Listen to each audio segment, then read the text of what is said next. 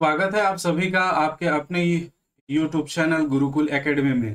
दोस्तों, हमारी एडीओ का जो सिलेबस है उसकी तैयारी चल रही थी और उसमें एक पार्ट है ग्रामीण विकास और आजीविका मिशन।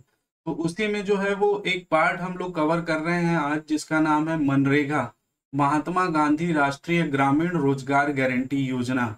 और जैसा कि आपको पता है, प्रश्न आसान नहीं आने वाले हैं, तो इसको आपको बहुत डिटेल में और बहुत ढंग से पढ़ना पड़ेगा। ठीक है।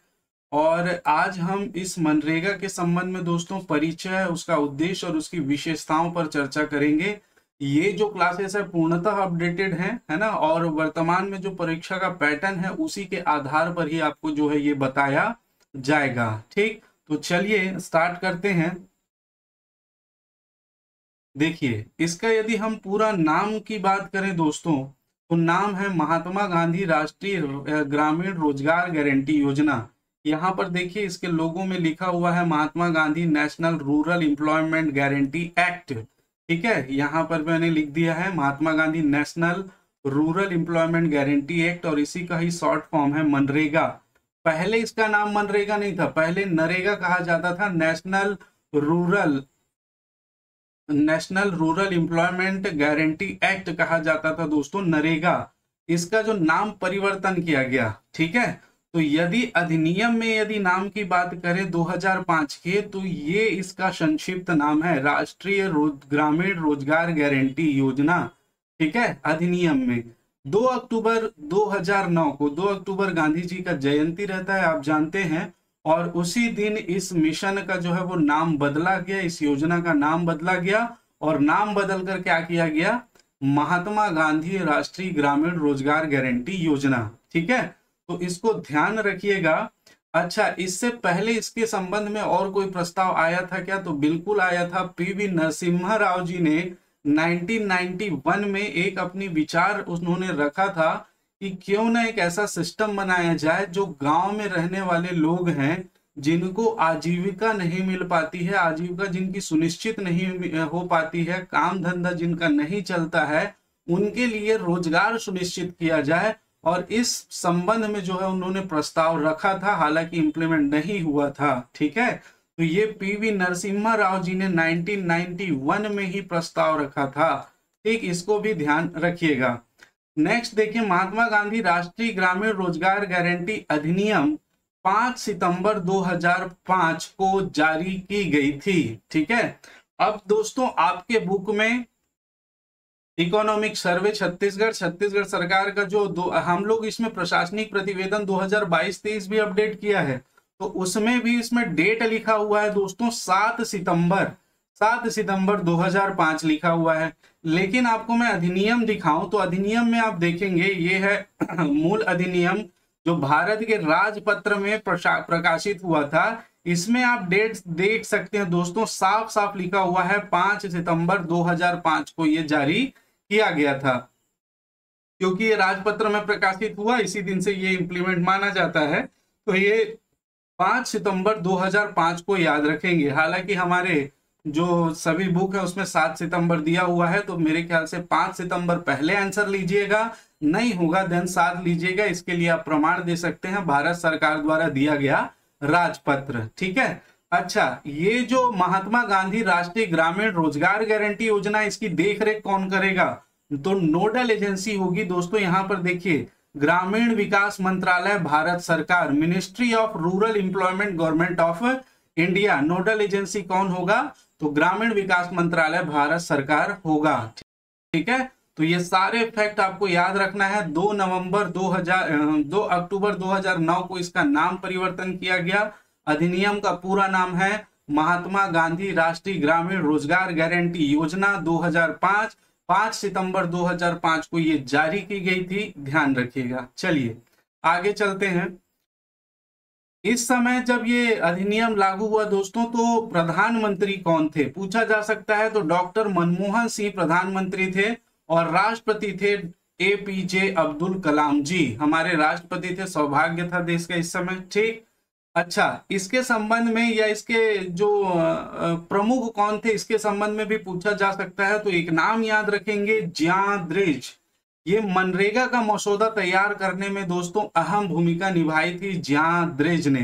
ठीक है, ज्यां द्रेज जो है वो साइकिल से पूरा घूमे थे और गांव गांव जाकर उनकी समस्याओं को समझना, उनके लिए, उनके हित के लिए काम करना, ये एक समाज सेवी के रूप में बहुत ज्यादा प्रख्यात है दोस्तों। आप ध्यान रखिएगा, ज्यां द्रेज ने मनरेगा का मसौदा तैयार किया था। ठीक है, इसके अलावा दूसरा चीज आपको ध्यान रखना है, विकास रिपोर्ट 2014। विकास रिपोर्ट 2014 में विश्व बैंक ने जो मनरेगा स्कीम था उसको ग्रामीण विकास का तारकीय उदाहरण कहा है। ठीक है, ग्रामीण विकास का एक तारकीय उदाहरण है मनरेगा, ऐसा कहा है किसने? विश्व बैंक ने 2014 में। ठीक है, अब ये प्रारंभ कब हुआ था? तो प्रारंभ हुआ था ये 2 फरवरी 2006 को 200 जिलों में प्रारंभ हुआ था। कब? 2 फरवरी 2006 को। क्या छत्तीसगढ़ में भी प्रारंभ हुआ था क्या? बिल्कुल, छत्तीसगढ़ में भी 2 फरवरी 2006 को 11 जिलों में ये प्रारंभ किया गया था। प्रथम बार इसको कहां लागू किया? सबसे पहले कौन से राज्य में? तो सबसे पहले आंध्र प्रदेश के अनंतपुर के बांदलापल्ली नामक जगह पर इसको लागू किया गया था मनरेगा। बांदलापल्ली नामक जो गांव है, अनंतपुर जिला, आंध्र प्रदेश, यहां पर जो है वो मनरेगा स्कीम को लागू किया गया था सबसे पहला।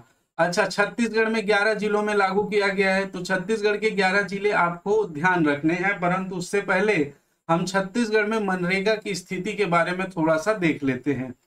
तो यहाँ पर देखिएगा परिचय में, देश के ग्रामीण क्षेत्रों में निवासरत परिवारों को 100 दिवस श्रम रोजगार उपलब्ध कराकर आजीविका को सुरक्षा प्रदान करने हेतु महात्मा गांधी राष्ट्रीय ग्रामीण रोजगार गारंटी अधिनियम 2005 दिनांक 5 सितंबर 2005 को जारी की गई थी।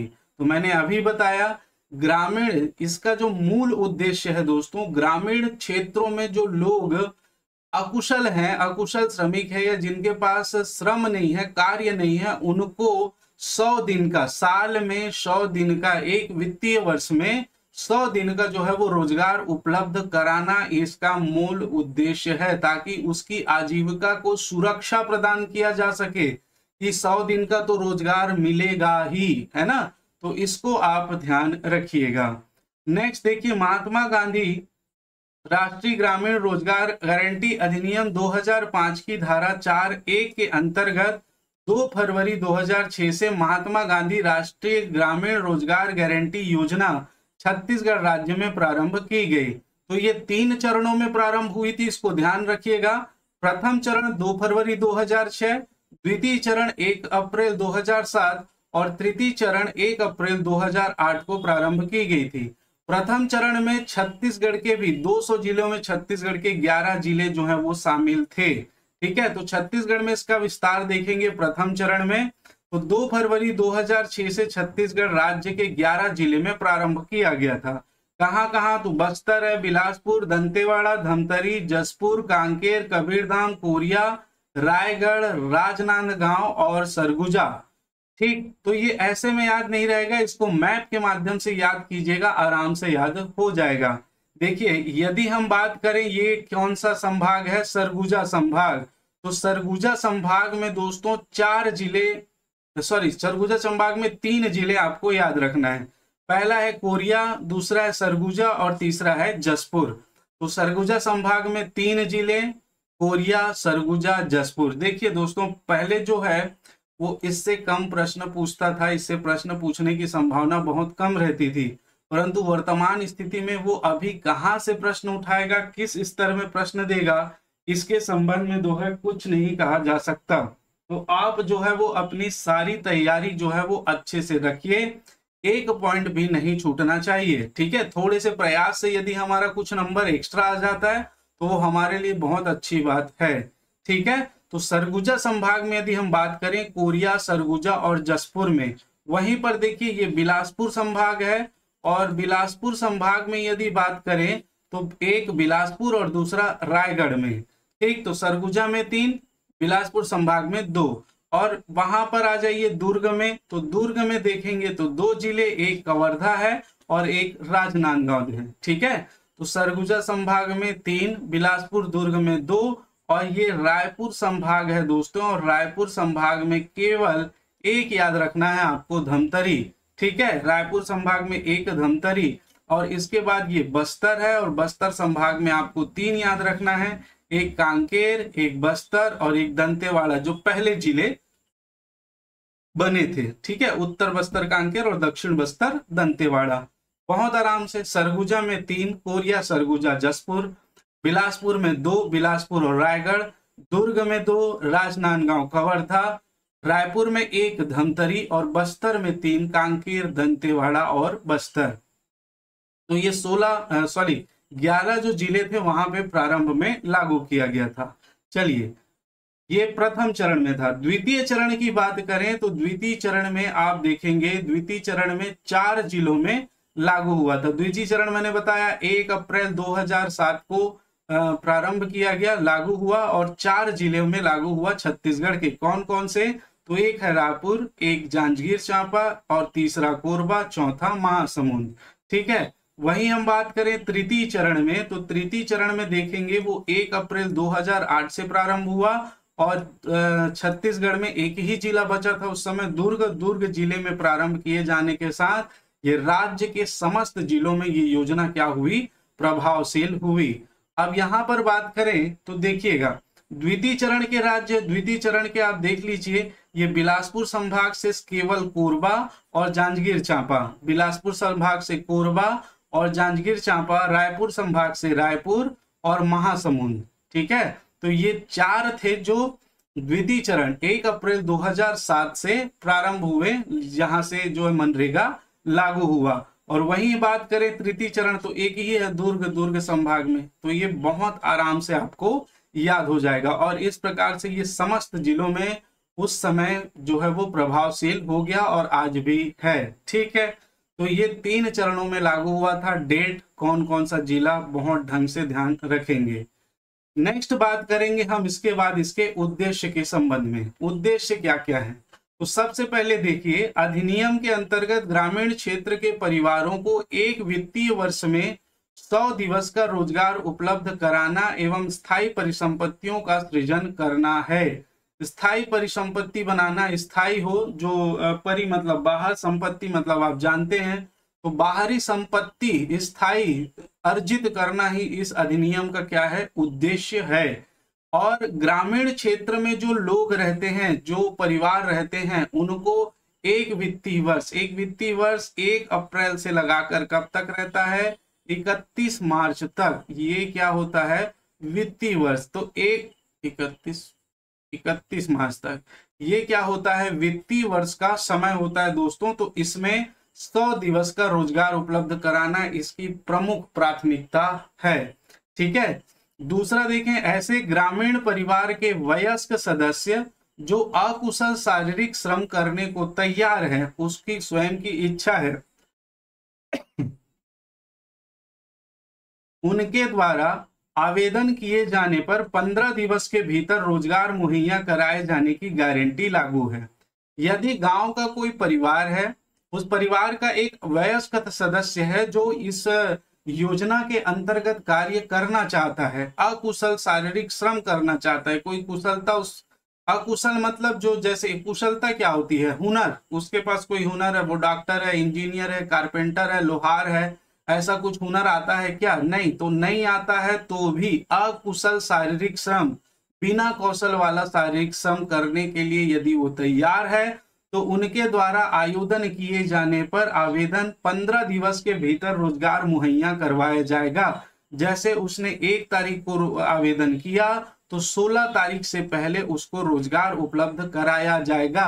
और यदि नहीं कराता है तो बहुत सारे नियम आगे है, उसको बेरोजगारी भत्ता दिया जाएगा और भी बहुत सारी चीजें उसको मिलेंगी। ठीक है, तो इसको भी ध्यान रखेंगे। क्लियर है यहाँ तक?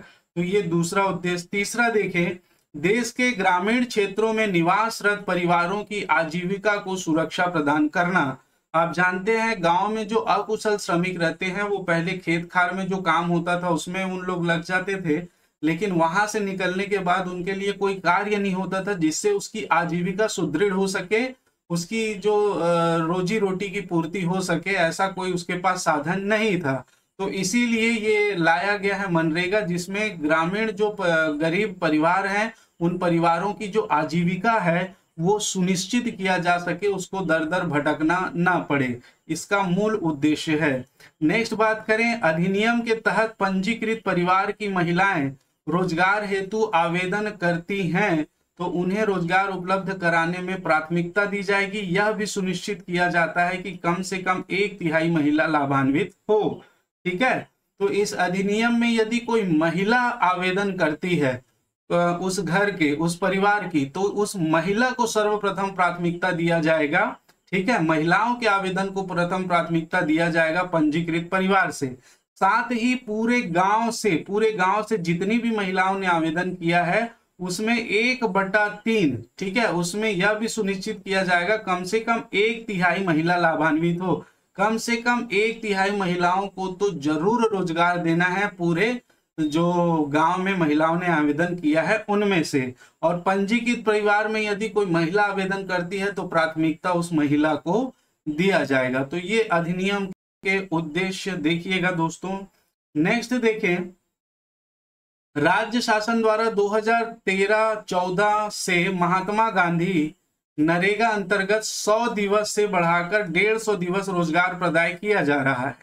अतिरिक्त 50 दिवस पर होने वाले व्यय का वहन राज्य शासन द्वारा किया जाता है। ठीक है, तो भारत सरकार ने 100 दिन का रोजगार उपलब्ध कराया, परंतु छत्तीसगढ़ सरकार ने इसे 150 दिन कर दिया। तो ये जो 50 दिन किया उसमें उसको मजदूरी देनी पड़ेगी और भी व्यवस्था करनी पड़ेगी। तो ये 50 दिन के एक्स्ट्रा जो श्रम होगा उसका पूरा व्यय कौन करेगा? व्यय का वहन करेगा राज्य सरकार, उसके व्यय की व्यवस्था करेंगे। ठीक है, 100 दिवस की बिल्कुल देंगे लेकिन भारत सरकार, लेकिन ये 50 डे की व्यवस्था कौन करेगा? राज्य सरकार करेंगे। ठीक, तो इसको ध्यान रखेंगे।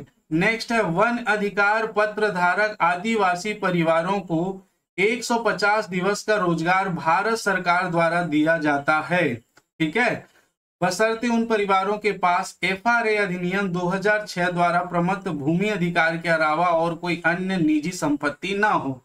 तो छत्तीसगढ़ में भी चला था, आप जानते हैं, वन अधिकार पत्र दिया जाता है आदिवासियों को, उनके अधिकार की भूमि है करके, क्योंकि उनका आदिवासियों का जीवन उन्हीं पर डिपेंड रहता है, वनों पर, इसीलिए उनको विशेष वन अधिकार पत्र दिया जाता है। तो उनको 150 दिन का रोजगार भारत सरकार द्वारा दिया जाएगा। इसमें छत्तीसगढ़ सरकार या किसी भी राज्य सरकार को व्यय करने की आवश्यकता नहीं है। 150 ऑलरेडी उपलब्ध कराया जाएगा भारत सरकार द्वारा, बशर्ते क्या? उनके पास FRA वन अधिकार पत्र अधिनियम 2006 द्वारा जो भूमि उनको दी गई है उसके अलावा और कोई दूसरी भूमि ना हो। मतलब इस अधिनियम FRA अधिनियम के तहत उसको कोई भूमि आवंटित की गई है, इसके अलावा और कोई भूमि उसके पास या निजी संपत्ति नहीं होनी चाहिए, तब उसको 150 दिवस का रोजगार उपलब्ध कराया जाएगा। ठीक है, तो ये उद्देश्य मेरे ख्याल से आप लोग का क्लियर हो गया। अब चलते हैं अधिनियम की विशेषताएं। इस अधिनियम की बहुत सारी विशेषताएं हैं, कुछ इसके उद्देश्य से संबंधित है और कुछ इसकी अन्य विशेषताएं हैं, और इससे प्रश्न पूछे जाने की संभावना ज्यादा है, तो इसको बहुत ढंग से आप लोग देखिएगा। पहला बात करें प्रधानमंत्री आवास योजना, तो प्रधानमंत्री जो आवास योजना चल रहा है ग्रामीण क्षेत्रों में, तो उसके अंतर्गत हितग्राहियों को आवास निर्माण के लिए महात्मा गांधी नरेगा से सामान्य क्षेत्रों में 90 मानव दिवस एवं पहाड़ी क्षेत्रों में 95 मानव दिवस कार्य का लाभ प्रदान की जाती है। प्रधानमंत्री योजना के अंतर्गत जो हितग्राही है उनको आवास निर्माण के लिए, जो हितग्राही हैं, प्रधानमंत्री आवास जिनको मिला है उनको आवास निर्माण के लिए मनरेगा के तहत 90 मानव दिवस दिया जाएगा, और पहाड़ी मैदानी क्षेत्रों में और पहाड़ी क्षेत्रों में 95 मानव दिवस कार्य का लाभ भी उनको मिलेगा। मतलब यहाँ पर उनको डबल फायदा।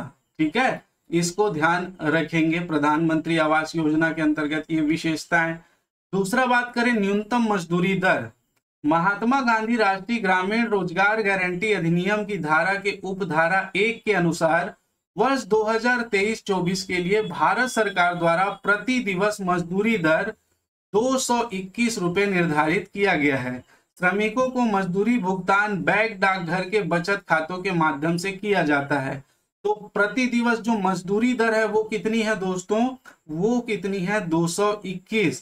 पहले कितना था 2022 में 204, तो बढ़ा कितना है 17 रुपए की बढ़ोतरी हुई है, इसको याद रखिएगा। वर्तमान में जो निर्धारित है 221 रुपए प्रति दिन, उसको देना ही पड़ेगा, उससे कम जो है वो नहीं दे सकता। अच्छा, इसमें एक कंडीशन कथन कारण में जोड़ दिया जाए, क्या राज्य सरकार चाहे तो ये प्रति दिवस मजदूरी दर को बढ़ा सकती है? बिल्कुल बढ़ा सकती है, वो अपने से इसमें बढ़ोतरी करके जो है वो नई मजदूरी दर दे सकती है। ठीक है, चलिए नेक्स्ट देखिए। अधिनियम की विशेषताएं, मजदूरी एवं सामग्री भुगतान का अनुपात। तो जो मजदूरी दिया जाएगा और जो उसमें सामग्री लगेगी उसमें अनुपात क्या होगा? तो योजना अंतर्गत जिला स्तर पर वर्ष में किए गए व्यय राशि का मजदूरी पर न्यूनतम 60% एवं सामग्री पर अधिकतम 40% रखे जाने की संभावना है, का प्रावधान है। अब यहाँ पर जो फंड आएगा, ठीक है, जैसे यहाँ पर एक फंड आया है, आपका 100 रुपए का फंड आया है, ठीक है, तो इस 100 रुपए में उन लोगों को क्या सामग्री पर कितना व्यय करना है और मजदूरी पर। तो इस 100 रुपए में 60 रुपए उनको व्यय करना है दोस्तों, किस पर? मजदूरी पर। मजदूरी देना ही पड़ेगा न्यूनतम 60%, मतलब 60 से ज्यादा 70 भी हो सकता है, 80 भी हो सकता है। आपको क्या देना है? मजदूरी। और सामग्री पर अधिकतम 40%, तो सामग्री पर कितना? 40 रुपए ही खर्च करना है सामग्री पर। ज्यादा से ज्यादा आप कम कर सकते हो, 30-20 कर सकते हो, लेकिन आप इसको 41 नहीं कर सकते, 45 नहीं कर सकते। ठीक है, तो ये अधिकतम है, अधिकतम सीमा 40 है और ये न्यूनतम सीमा 60 है, मतलब इससे ज्यादा आप 90% तक भी जो है वो दे सकते हैं। तो ये व्यवस्था की गई है, बहुत अच्छी व्यवस्था है दोस्तों। जो लोग काम करते हैं उनको इसके बारे में बहुत अच्छे से अंदाजा है, इनकी मजदूरी जो है वो कंफर्म हो जाती है इससे।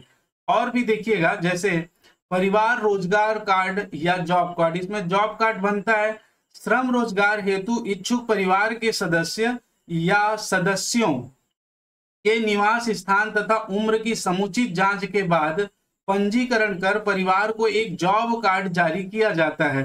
जारी जॉब कार्ड कम से कम 5 साल के लिए मान्य होता है, उसके बाद विधिवत सत्यापन के बाद नवीनीकरण किया जा सकता है। इसके लिए जॉब कार्ड बनाएगा जो परिवार है, उसके वयस्क सदस्य, उसके निवास स्थान तथा उम्र की जांच की जाएगी और जांच के बाद पंजीकरण कर उसको एक जॉब कार्ड दिया जाएगा, ठीक है, परिवार को। और ये भी सुनिश्चित किया जाएगा दोस्तों कि वो जॉब कार्ड जो है वो कम से कम 5 साल के लिए मान्य होता है और उसी के आधार पर उसको रोजगार उपलब्ध कराया जाता है। और उसके बाद जो है 5 साल हो गया तो आप उसका सत्यापन भी करा सकते हैं। क्लियर है, आप उसको सत्यापन कराकर फिर से रिन्यू कराकर अपना उपयोग कर सकते हैं। ठीक है, नेक्स्ट देखिए, 15 दिवस के भीतर रोजगार उपलब्ध कराना। तो योजना अंतर्गत पंजीकृत ग्रामीण परिवार के वयस्क सदस्य द्वारा आवेदन किए जाने पर 15 दिवस के भीतर अकुशल शारीरिक श्रम रोजगार उपलब्ध कराया जाएगा। तो 15 दिवस आपने आवेदन 1 को किया तो 16 तारीख से पहले आपको जो है वो क्या रोजगार उपलब्ध कराया जाएगा। ठीक है, अगर नहीं कराता है तो मैंने बताया आपको बेरोजगारी भत्ता मिलेगा। आप देखिएगा आगे। नेक्स्ट देखिए, महिलाओं को प्राथमिकता। अभी हमने पढ़ा था अधिनियम के तहत ऐसी महिलाएं जो जॉब कार्ड धारक हैं और रोजगार हेतु आवेदन करती हैं तो उन्हें रोजगार उपलब्ध कराने में प्राथमिकता दी जाएगी। जो 1/3 महिला, पूरे क्षेत्र से 1/3 महिला को जो है वो सुनिश्चित किया जाएगा, 1/3 महिला को लाभान्वित किया जाएगा। और परिवार से यदि महिला ने आवेदन किया है तो उस महिला को भी प्राथमिकता दिया जाएगा। तो ये 2 विशेषताएं आप और देख लीजिए। ई मास्टर रोल देखिए, महात्मा गांधी राष्ट्रीय ग्रामीण रोजगार गारंटी योजना के कार्यों हेतु पूरे राज्य में ई मास्टर रोल का उपयोग किया जा रहा है। मास्टर रोल साप्ताहिक जारी किया जाता है तथा सप्ताह में 1 दिवस अवकाश रहता है। मास्टर रोल क्या होता है? जिसमें उस श्रमिक का पूरा लेखा जोखा रहता है, कितने दिन उसने काम किया, कब कब काम किया, कहाँ कहाँ काम किया, उसका पूरा जो लेखा जोखा रहता है उसको मास्टर रोल कहते हैं। और वो साप्ताहिक जारी किया जाता है तथा सप्ताह में 1 दिवस अवकाश भी दिया जाता है। तो इसके लिए इसका उपयोग किया जा रहा है ई मस्टर रोल का। ठीक है, इससे क्या है, पारदर्शिता सुनिश्चित होती है दोस्तों। ना उसको अगर वो मजदूर भूल गया तो उसके मस्टर रोल में उसके कार्य की जानकारी हो, कितने दिन कार्य किया है। ठीक है, तो उसके पंजीयन जो रहता है उसको उसमें रहता है श्रमिक का, है ना, इस प्रकार से याद रखेंगे। नेक्स्ट है बेरोजगारी भत्ता। अब देखिए, काम की मांग करने वाले आवेदक को 15 दिवस के भीतर रोजगार उपलब्ध नहीं कराने पर बेरोजगारी भत्ता दिया जाता है। बेरोजगारी भत्ता प्रथम 30 दिवस हेतु मजदूरी दर का 1/4 होता है एवं 30 दिवस के उपरांत मजदूरी दर का आधा होता है। राज्य द्वारा बेरोजगारी भत्ता भुगतान के लिए महात्मा गांधी राष्ट्रीय ग्रामीण रोजगार गारंटी बेरोजगारी भत्ता नियम 2013 बनाया गया है। ठीक है, मैंने कहा कि आपने जो है वो 1 तारीख को आवेदन किया है, ठीक है, और 1 तारीख से आपको 16 तारीख तक जो है वो रोजगार उपलब्ध कराया जाना है। ठीक, तो यदि 16 तारीख तक आपको रोजगार नहीं मिला है तो बेरोजगारी भत्ता प्रथम 30 दिवस हेतु, तो आपको यहां से फिर क्या मिलेगा, बेरोजगारी भत्ता मिलेगा। क्या मिलेगा, बेरोजगारी भत्ता। ठीक है, और कब तक, तो नेक्स्ट 16 तक, या ये समझ लिए 16 मार्च है तो ये कब तक, 16 अप्रैल तक। कितना मिलेगा 16 अप्रैल तक, तो 1/4 जो भी आपकी मजदूरी दर है उसका कितना होगा, 1/4 लिखा हुआ है, मतलब 1/4। मतलब आपकी मजदूरी दर 221 है तो इसका दोस्तों कितना मिलेगा, 1/4 आपको मिलेगा। चाहे कोई भी अंक हो, कोई इशू नहीं है। ठीक है, अब क्या इसको 1/4 से कम किया जा सकता है, नहीं किया जा सकता है। भारत सरकार द्वारा स्पष्ट निर्देश है कि वो 1/4 से अन्यून नहीं होगा, मतलब न्यूनतम 1/4 होगा। आप चाहें, राज्यों को निर्देश है, आप चाहे तो इसको क्या कर सकते हैं, बढ़ा सकते हैं, ज्यादा भी दे सकते हैं। ठीक है, तो ये 16 तारीख तक, और 30 दिवस के उपरांत ये 16 तारीख तक भी आपको रोजगार नहीं मिला तो आगे जो है वो आपको इसके बाद रोजगार मिलेगा, रोजगारी भत्ता जो मिलेगा, जो आपकी दैनिक मजदूरी दर है उसका 1/2, मतलब आधा जो है वो मिलेगा आपको बिना काम किए, यदि आपको 30 दिवस तक भी रोजगार उपलब्ध नहीं कराया जा रहा है तो। ठीक है, तो इस बात को बहुत ढंग से आप समझिएगा। अच्छा, इस पर क्या प्रतिबंध लगा सकते हैं, हाँ, इसमें कुछ शर्तें भी है। यदि आपको जॉब के लिए बुलाया गया है और आप 15 दिन तक अनुपस्थित हैं, ठीक है, यदि आप जॉब कर रहे हैं और बिना बताए कि हफ्ता तक अनुपस्थित हैं, तो ऐसे कुछ कुछ कंडीशन है जिसमें आपके बेरोजगारी भत्ता संबंधी अधिकार को राज्य सरकार निरस्त कर सकेगी। ठीक, तो इसको भी ध्यान रखेंगे। नेक्स्ट देखिए, विलंबित मजदूरी भुगतान के लिए मुआवजा मिलेगा। यदि आपने कार्य कंप्लीट कर लिया है और आपको 1 हफ्ते के अंदर आपका जो है वो सैलरी देना है और पेमेंट नहीं हुआ है तो उसके बाद आपको मुआवजा भी देने का प्रावधान है। मनरेगा, महात्मा गांधी नरेगा की धारा 3 के उपधारा 3 के अनुसार श्रमिक साप्ताहिक आधार पर मजदूरी भुगतान पाने का हकदार होता है। उसको साप्ताहिक जो है वो मजदूरी दिया जाना चाहिए, जो मस्टर रोल के बंद होने की तारीख से 15 दिनों के भीतर भुगतान किया जाना आवश्यक है। मस्टर रोल जिस दिन उसका कार्य समाप्त हुआ उसके 15 दिनों के भीतर उसका भुगतान किया जाना चाहिए।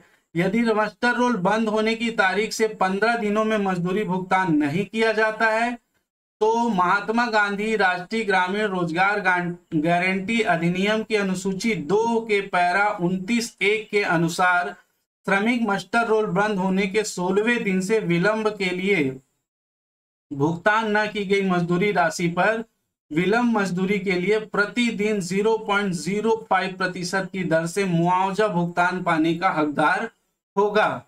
दोस्तों, यदि उसका जो कार्य का जो सैलरी बना है वो 1000 बना है, ठीक है, और उसका मस्टर रोल बंद, मतलब कार्य अगर समाप्त हो गया है, मस्टर रोल बंद हो गया, ये साप्ताहिक चेंज होता है, साप्ताहिक बनता है। मस्टर रोल बंद होने की 15 दिनों तक मजदूरी भुगतान उसकी नहीं हुई है तो उसको 15 दिन के बाद 16वें दिन से प्रतिदिन 0.05 जो है वो प्रतिशत क्या देना पड़ेगा, मजदूरी भुगतान के लिए मुआवजा, देरी के लिए आपको क्या देना पड़ेगा, मुआवजा देना पड़ेगा। किस अधिनियम के तहत? तो मनरेगा के अधिनियम अनुसूची 2 के पैरा 29A के तहत आपको श्रमिक के मस्टर रोल बंद होने के 16वें दिन से विलंब के लिए भुगतान की गई मजदूरी राशि पर विलंबित मजदूरी के लिए मुआवजा देना पड़ेगा। कितना प्रतिशत? 0.05%। बहुत ढंग से इसको समझेंगे, ठीक। Next, bear foot technician BFT प्रणाली, ठीक है, ये क्या है? तो देखिए, निर्माण कार्यों में तकनीकी सहायकों के सहयोगों के लिए बेयरफुट तकनीशियन चयन कर उनको 90 दिवस का प्रशिक्षण दिया जाकर ग्राम पंचायत में कार्य लिया जा रहा है। इनका मुख्य कार्य तकनीकी सहायकों को कार्यों के चिन्हांकन, लेआउट, किए गए कार्यों की माप करने व माप पुस्तिका में दर्ज करने की सहायता करना है। तो ऐसी स्थिति में दोस्तों जो तकनीकी विशेषज्ञ होते हैं, ठीक है, तकनीकी जो सहायक होते हैं, भाई यहाँ पर कुछ भी आप निर्माण कर रहे हैं, कुछ भी बना रहे हैं, तो उसके लिए एक टेक्नीशियन चाहिए, एक तकनीकी विशेषज्ञ चाहिए। तो उन विशेषज्ञों के सहयोग के लिए क्या किया जाता है? बेयरफुट टेक्नीशियन का जो है वो इसमें पद दिया जाता है। बेयरफुट टेक्नीशियनों की नियुक्ति की जाती है। ये जो गांव के ही सदस्य होते हैं, उनको 90 दिन का उस कार्य में प्रशिक्षण दिया जाता है। जैसे कोई नहर बनाना है या कोई भवन बनाना है, तो उस भवन को बनाने के लिए एक सिविल इंजीनियर है। उस सिविल इंजीनियर के संरक्षण में इसको 90 दिन का प्रशिक्षण दिया जाएगा और उसके बाद ये जाकर वहां पर काम करेगा। सिविल इंजीनियर जो है वो वहां का सरकारी जो इंजीनियर है वहां पर कार्य करवाया और ये क्या करेगा? ये पूरा उस स्थल की जहां पर कार्य होना है जांच करेगा, उसका लेआउट बनाएगा और उसके जो कार्य हुआ है उसका माप करके जो पुस्तिका है उसमें दर्ज करेगा। तो ये इसको कहते हैं बेयरफुट टेक्नीशियन, BFT प्रणाली, ठीक है, इसको ध्यान में रखिएगा। और उसी के आधार पर ही आगे चलकर कार्य समाप्ति के बाद जो है वो पैसा मजदूरों को प्रदान किया जाता है, ठीक। तो ये बेयरफुट टेक्नीशियन इंपॉर्टेंट है, ध्यान रखेंगे। नेक्स्ट है जियोग्राफिकल इंफॉर्मेशन सिस्टम, GIS। ये एक सिस्टम है दोस्तों, और ये कैसा सिस्टम है? देखिए, प्रणाली से ग्राम पंचायतों का प्लान ग्राम पंचायतों के भौगोलिक स्थिति के आधार पर भुवन पोर्टल, गूगल अर्थ प्रो के विभिन्न भूनक्शा सॉफ्टवेयर का उपयोग करके ग्राम पंचायतों को GIS आधारित प्लान बनाए गए हैं, जिससे कार्यों का चयन वाटरशेड के सिद्धांतों के अनुसार हो सके। यहाँ पर दोस्तों इसका एक प्रणाली है जिसके माध्यम से भौगोलिक स्थिति के आधार पर जो सॉफ्टवेयर होते हैं, भुवन पोर्टल है, गूगल अर्थ प्रो है, भूनक्शा सॉफ्टवेयर है, इसके आधार पर ग्राम पंचायतों को GIS आधारित प्लान, जियोग्राफिकल इंफॉर्मेशन सिस्टम पर आधारित जो प्लान बनाए गए हैं, इनके आधार पर भूमि को देखकर वो जो है वो प्लान बनाया गया है कि उसको कैसे डेवलप किया जाएगा, जिससे कार्यों का चयन कर वाटरशेड के सिद्धांतों के अनुसार जो है वो किया जा सके, ठीक है। तो ये एक सिस्टम है जिसके तहत ग्रामीण क्षेत्रों में उस GIS आधारित प्लान बनाया गया है। ग्राम पंचायतों को GIS आधारित प्लान में बनाए गए हैं, तो इसको ध्यान रखिएगा, ठीक है। नेक्स्ट देखिए, जियो टैगिंग।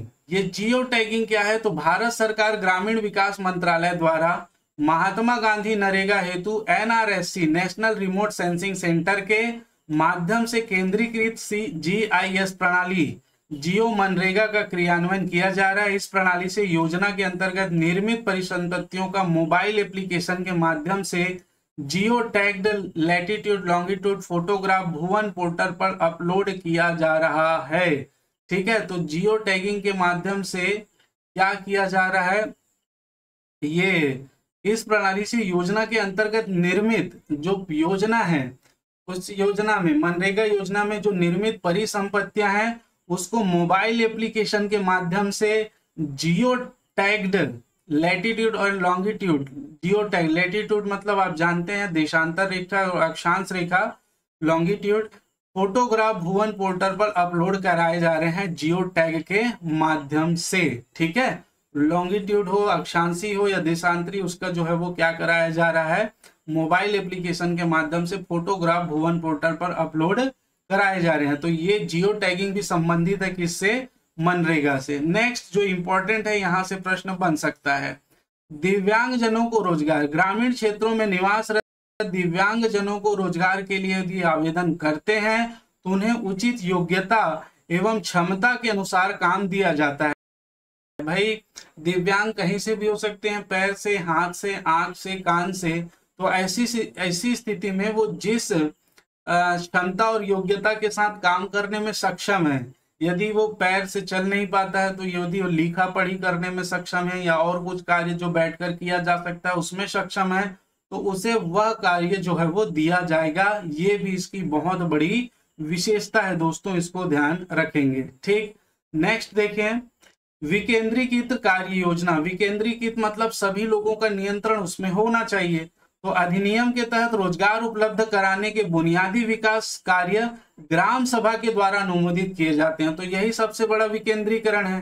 भाई कोई भी कार्य ग्राम सभा जो है वो ग्राम की, ग्राम पंचायत की एक ग्राम सभा होती है। उस ग्राम सभा में गांव के सब सदस्य होते हैं, सभी वयस्क लोग क्या होते हैं, सदस्य होते हैं, जिनका नाम जो निर्वाचन नामावली में हो, तो वे जो है ग्राम सभा में अनुमोदित किया जाता है।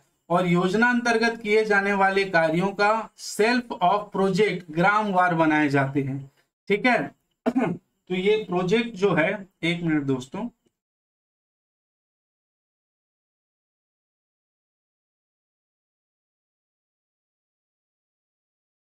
ये प्रोजेक्ट जो है वो ग्रामवार बनाए जाते हैं और ग्राम पंचायत ही सेल्फ ऑफ प्रोजेक्ट का रखने वाला होता है। तो ये सेल्फ ऑफ प्रोजेक्ट जो ग्राम सभा के अनुमोदन से बनाई गई है वो क्या ग्राम पंचायत में ही रखी रहती है। तो ये विकेंद्रीकृत है, यानी सारी योजना जो अनुमोदन होगा वो ग्राम सभा में गांव के लोगों के द्वारा ही किया जाएगा। बहुत अच्छी योजना है, ग्राम पंचायत से जुड़ी हुई। नेक्स्ट बात करें कार्यों की निगरानी। कार्यों की गुणवत्ता सुनिश्चित करने हेतु निर्माणाधीन कार्यों की सतत निगरानी की व्यवस्था की गई है, जिसमें राज्य स्तर पर, जिला स्तर पर, विकास खंड स्तर पर अधिकारियों द्वारा निरीक्षण किए जाते हैं। तो राज्य, जिला और विकास खंड के स्तर पर अधिकारियों द्वारा इसका निरीक्षण किया जाता है। भारत सरकार द्वारा योजना अंतर्गत चल रहे निर्माण कार्यों की निगरानी के लिए area officer monitoring visit app जारी किया गया है। देखिए ये ऐप है दोस्तों, इसको ध्यान रखेगा, कोई अधिकारी है करके आप टिक मत लगा दीजिएगा, प्रश्न इसी टाइप के बनाया जाएगा। तो area officer monitoring visit app जो कार्यों की निगरानी के लिए बनाया गया है, मनरेगा के कार्यों की निगरानी के लिए ये एक ऐप है जिसके माध्यम से मनरेगा के तहत चल रहे कार्यों की क्या की जाती है, निगरानी की जाती है। ठीक है, देखिए एक और बहुत बढ़िया विशेषता, इसको ध्यान रखेंगे, मातृत्व भत्ता। छत्तीसगढ़ राज्य द्वारा वर्ष 2013-14 से योजना अंतर्गत कार्यरत गर्भवती महिला श्रमिकों के लिए जो विगत 12 माह में 50 दिन या अधिक दिवस कार्य की हो, मातृत्व भत्ते के रूप में उन्हें 1 माह की मजदूरी राशि का भुगतान किए जाने का प्रावधान है। यह राशि राज्य शासन द्वारा वहन की जाती है। पहला तो मातृत्व भत्ता देखिए 2013-14 से, ठीक है, यदि कोई महिला 12 माह में 50 दिन काम कर चुकी है, 50 दिन का कार्य ये कर चुकी है, या 50 से ज्यादा कार्य कर चुकी है, 51, 52, 53 जो भी 100 दिवस में से ये कम से कम 50 का कार्य कर चुकी है या उससे ज्यादा का, तो उसको मातृत्व भत्ते के रूप में 1 माह की सैलरी दी जाएगी। 1 माह की जो है वो क्या दी जाएगी, सैलरी मातृत्व भत्ते के रूप में दी जाएगी और इसका वहन करेंगे राज्य सरकार। तो इसको कौन देगा, राज्य शासन इसका वहन करेगा। ठीक है, तो ये बहुत अच्छा है, इसको भी याद रखेंगे, प्रश्न बन सकता है कथन कारण में। नेक्स्ट देखिए कार्यस्थल पर उपलब्ध सुविधाएं। तो कार्यस्थल पर सुविधाएं होनी चाहिए, जिसके कारण ठाकुर प्यारेलाल जी ने जो है वो आंदोलन किया था, मजदूर आंदोलन के नाम से जिसको आप जानते हैं। तो कार्यस्थल पर पेयजल होना चाहिए, छाया हेतु शेड होना चाहिए, प्राथमिक उपचार सुविधा होनी चाहिए, यदि कार्य करते वक्त किसी को लग गया तो उसके लिए सुविधा, पानी होनी चाहिए, ठंडा पानी की व्यवस्था, छाया हेतु वाटर शेड होना चाहिए, बैठकर खाने के लिए कम से कम, तथा मजदूरों के 5 वर्ष के कम आयु के 5 से अधिक बच्चे होने पर शिशु घर की व्यवस्था किए जाने का प्रावधान है। मतलब यदि वहां पर कुछ महिलाएं या पुरुष काम कर रहे हैं जिनके बच्चे की आयु कितनी है, 5 वर्ष से कम होनी चाहिए, 5 वर्ष से कम है, और बच्चे कितने हैं, 1 2 3 4 5, तो ये 4-5 बच्चे नहीं, कम से कम 5 से अधिक हो, यदि 6 हो, ठीक है, या 7 हो या 8 हो, जो भी हो, और इनकी आयु 5 वर्ष से कम हो, 5 बच्चे होंगे तब नहीं, कम से कम 6 7 8 बच्चे हो जिनकी आयु 5 वर्ष से कम हो, तो वहां पर शिशु घर की व्यवस्था किए जाने का भी क्या है, प्रावधान है। तो बहुत ढंग से इसको ध्यान रखिएगा। नेक्स्ट देखते हैं जन मनरेगा। ये भारत सरकार द्वारा आम जनों के लिए महात्मा गांधी नरेगा की मूलभूत जानकारी तथा महात्मा गांधी नरेगा अंतर्गत निर्मित परिसंपत्तियों के जियो टैग के माध्यम से फोटो प्राप्त कर उपलब्ध कराए गए हैं, जिसे आम जन मनरेगा ऐप पर देखा जा सकता है। ये जन मनरेगा ऐप है जिसमें जो है वो नरेगा के अंतर्गत किए गए कार्यों को, इसके बारे में जानकारी तथा इससे निर्मित परिसंपत्तियों को फोटो के माध्यम से देखा जा सकता है। ये आम जन के लिए निर्मित जो है वो ऐप है, आम जनता के लिए निर्मित ऐप है जन मनरेगा ऐप। आप इसको याद रखिएगा। तो जितने भी ऐप हैं उसको बहुत ढंग से याद रखिएगा, ठीक है।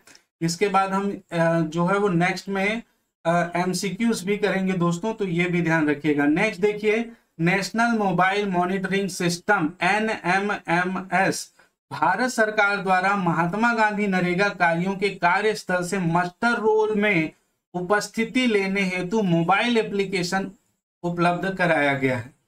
तो ये NMMS जो है उसका फुल फॉर्म सबसे पहले ध्यान रखना है, नेशनल मोबाइल मॉनिटरिंग सिस्टम।